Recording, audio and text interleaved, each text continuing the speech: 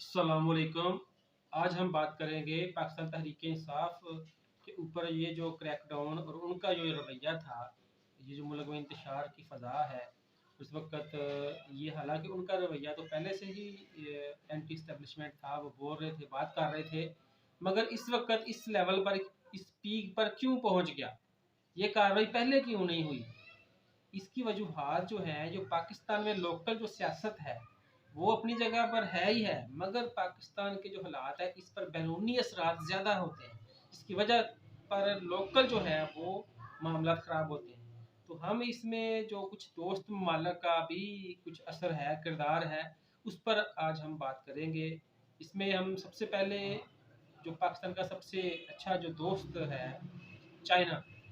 तो चाइना के साथ जो जैसे ही पाकिस्तान तहरीक इंसाफ की गवर्नमेंट आई थी, तो उसके बाद सी पैक के मतलब जो हमारा मियाँ नवाज शरीफ साहब ने और चाइना के साथ जो पाकिस्तान गवर्नमेंट का एग्रीमेंट हुआ था, सी पैक कामयाब चल रहा था, उसको आके क्लोज कर दिया गया। उसकी काफ़ी तफसीलात पहले भी आपके पास आ चुकी हैं, सबको पता है। तो इसकी वजह से चाइना जो है वो पाकिस्तान से नाराज़ था, और जैसे ही मियाँ शहबाज शरीफ साहब की गवर्नमेंट बनी है, तो उसके बाद पाकिस्तान की मईशत के हालात जो तहरीक इंसाफ के जाने के बाद ज़्यादा ख़राब थे, उनके होते हुए भी, तो पाकिस्तान को फौरी तौर पर ज़रूरत थी।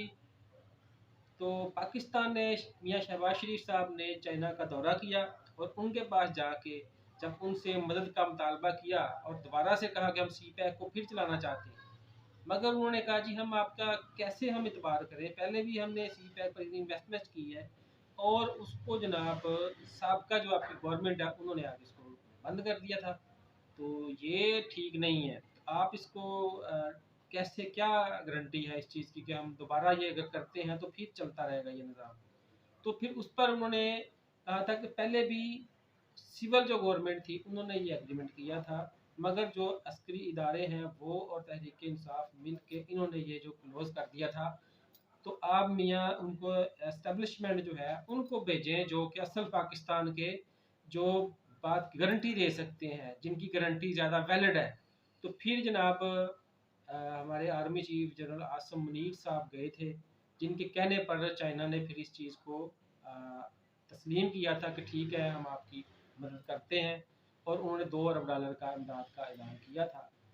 लेकिन इनके जाने से पहले पाकिस्तान में जो चाइना का सफ़ीर था, और उसके अलावा जो वज़ीर ख़ारजा थे चाइना के, उन्होंने भी ये कहा था पाकिस्तान को कि आप अपने लोकल जो है ना हालात को ठीक करें, जो सियासत है उसमें इंतशार है पाकिस्तान में, इनको मामलात को बेहतर करें, इनको सॉल्व करें मामलात को, लेकिन वो नहीं हो रहे थे।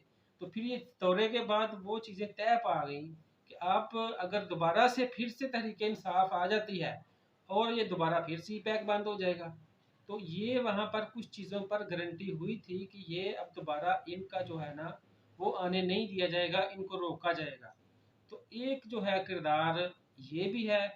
उसके अलावा दूसरा जो यूरोपीय यूनियन है, जिनका बड़ा पाकिस्तान की मईशत में उनका भी बड़ा एक रोल है, और आलमी सियासत में किसी हद तक, तो उनसे भी फिर रब्ता किया गया ये चाइना की तरफ से कि आप जो है वो डायरेक्ट इमरान खान साहब को समझाएं, क्योंकि इनकी ज़्यादा उधर भी काफ़ी ताल्लुकात हैं। उनको पता था कि ये जो लोकल है अफवाज पाकिस्तान है या लोकल जो सियासतदान है उनकी बात नहीं इमरान खान साहब मान रहे, तो वो फिर उन्होंने यूरोपीय यूनियन का इस्तेमाल किया। तो यूरोपीय यूनियन ने भी ये इनको जब रब्ता किया, मगर इमरान खान साहब ने उनकी बात को भी तस्लीम नहीं किया, जिसकी वजह से यूरोपीय यूनियन का भी एक प्रेशर डेवलप हुआ। और तीसरी जो है यूएई, मुत्तहदा अरब अमारात, उसके मोहम्मद बिन ज़ायद अल नहान, वो क्राउन प्रिंस थे, और उनका जो है अमेरिका की सबसे ज़्यादा पसंदीदा और करीब तरीन है वो। और 2008 से 2014 तक जब सदर ओबामा थे, उन्होंने सबसे ज़्यादा किसी से रब्ता रखा है तो वो मोहम्मद बिन ज़ायद अल नहान है। तो वो अमेरिका के सबसे ज़्यादा करीब समझे जाते हैं। उन्होंने जनाब पाकिस्तान के लिए इनसे भी रब्ता किया गया, और ये आलमी लेवल पर उनकी शख्सियत जो है वो बहुत अहम और मजबूत शख्सियत है। जब सऊदी अरब के साथ मोहम्मद बिन सलमान जो थे उनके साथ ट्रंप का इतना अच्छा रिलेशन नहीं था, तो उन्होंने इनको अहमियत नहीं देते थे। तो दोबारा मोहम्मद बिन जायद अल नहयान साहब ने जनाब को कहा था कि आप इनसे रवाबत बनाएं, अच्छी शख्सियत है, आपके साथ भी अच्छे तरीके से चलेंगे। तो इंटरनेशनल सियासत में इनका बड़ा किरदार है, अमेरिका के लिए भी और दूसरे ममालिक के लिए भी।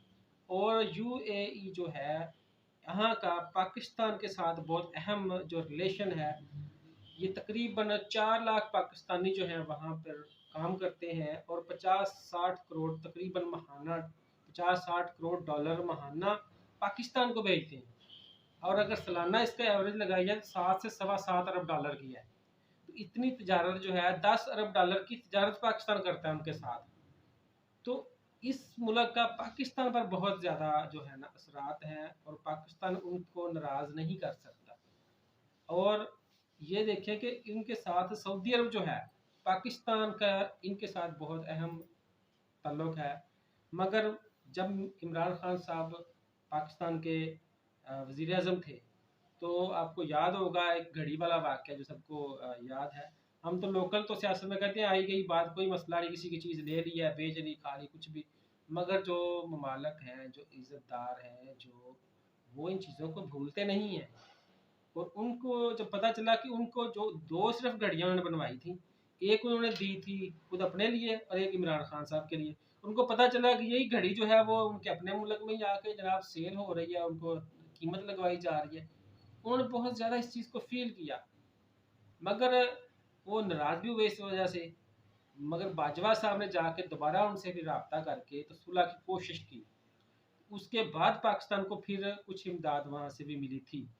मगर दोबारा जब इमरान खान साहब को फिर वहाँ उन्हें इनवाइट किया और उन्होंने अपना ज़ाती त्यारा दिया कि आप अमेरिका जा रहे हैं कॉन्फ्रेंस में, तो उनके ज़ाती त्यारे के अंदर भी बैठे हुए इमरान खान साहब ने फिर उनके बारे में कुछ ऐसे अल्फाज अदा किए जो मैं अभी बयान नहीं कर सकता।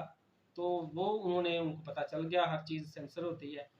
वो बहुत ज़्यादा माइंड किया, उन्होंने कहा जी आप इधर ही वापसी पर ना अपने त्यारे पर ही हैं। तो फिर पाकिस्तान को अर्जेंट अपना त्यारा मंगवाना पड़ा था और इमरान खान साहब वापस पाकिस्तान तशरीफ़ लाए थे। और उसके अलावा फिर आपको याद होगा कि एंटी सऊदी ब्लॉक बन रहा था, जिसमें तुर्की, ईरान और मलेशिया के साथ पाकिस्तान उस ब्लॉक में शामिल हो रहा था।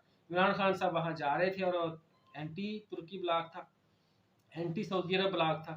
तो इसका सऊदी अरब ने बहुत ज़्यादा माइंड किया, उन्होंने पूरा इसके ऊपर रिएक्शन दिया और उस पर अमेरिका ने भी उस चीज़ पर एक्शन लिया और फ़ौरी तौर पर इमरान खान साहब ने फिर वो जो है ना कैंसिल कर दिया, वहाँ नहीं गए। तो ये सारी चीज़ें हैं जिसकी वजह से सऊदी अरब जो है वो इमरान खान साहब से सख्त नाराज़ है। तो ये सारे जो ममालिक हैं इनका भी इस पर बहुत ज़्यादा असर है, जो इस वक्त फ़ौज के और इन पाकिस्तान की सियासत में तहरीक इंसाफ के ऊपर जो सख्त तरीन जो रवैया अख्तियार किया गया है, वो इसकी ये भी वजूहात हैं। इसके अलावा बाकी चीज़ें हम नेक्स्ट व्लॉग में बताएंगे। फ़िलहाल इतना ही, इजाज़त दीजिए, अल्लाह हाफ़िज़।